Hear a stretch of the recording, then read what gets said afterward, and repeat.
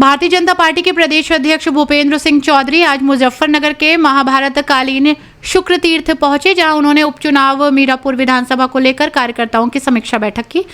इस दौरान उन्होंने बताया कि भारतीय जनता पार्टी ने हर घर तिरंगा अभियान की शुरुआत की है, जो देशवासियों के लिए इस अभियान के तहत 11 से 13 तारीख तक सभी विधानसभाओं में तिरंगा यात्रा आयोजित की जाएगी।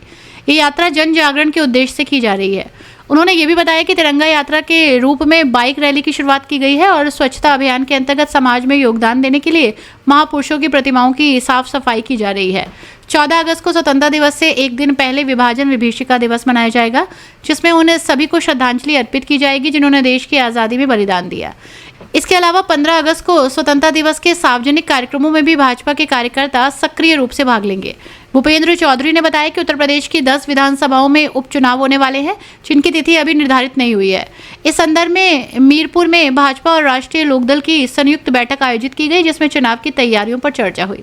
उन्होंने आगे कहा कि भारतीय जनता पार्टी जन कल्याण की नीतियों के साथ प्रधानमंत्री नरेंद्र मोदी के संकल्पों को पूरा करने के लिए आगे बढ़ेगी और लोकतंत्र में जनता के निर्णय का सम्मान करेगी। उन्होंने आगे कहा कि विधानसभा में बांग्लादेश में नई सरकार ने शपथ ग्रहण कर लिया है और मुझे विश्वास है कि नागरिकों की सुरक्षा के लिए वहां शांति होगी। बीजेपी जन कल्याण की नीतियों और मोदी के संकल्पों को पूरा करने के लिए आगे बढ़ेगी। आरोप ये है कि बार बार बाहरी प्रत्याशी आते हैं, इस पर आपका क्या कहना है? नहीं, प्रयास करेंगे, आपकी जो भावना है पार्टी के नेतृत्व तक पहुंचाएंगे और निश्चित रूप से प्रयास करेंगे कि कोई स्थानीय व्यक्ति चुनाव लड़े और पार्टी हम सब लोग मिलकर पूरी ताकत के साथ उसे विधानसभा में भेजें। बांग्लादेश को लेकर क्या स्टैंड है? बांग्लादेश में नई सरकार ने शपथ ग्रहण कर लिया है और मुझे विश्वास है कि वो अपने देश के नागरिकों की सुरक्षा के लिए और देश में शांति स्थापित हो, इसके लिए प्रयास करेंगे। दिनेश फोगाट को लेकर भी कोई आरोप लग रहे हैं? जिनका देश समाज में योगदान रहा है, उनकी प्रतिमाओं की साफ सफाई करके एक स्वच्छता अभियान हम लोग चला रहे हैं। फिर उन पर माल्यार्पण करेंगे। 14 तारीख को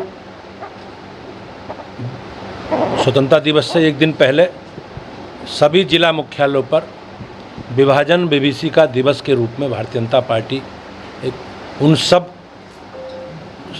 बलिदानियों को, जिनके बलिदान के कारण देश आज़ाद हुआ और बड़ी संख्या में लोगों को जान माल की हानि उठानी पड़ी, उन सब को हम लोग श्रद्धांजलि प्रकट करेंगे और 15 तारीख को सार्वजनिक कार्यक्रमों में हम सब लोग सहभागिता करेंगे, घर घर तिरंगा फैलाएंगे।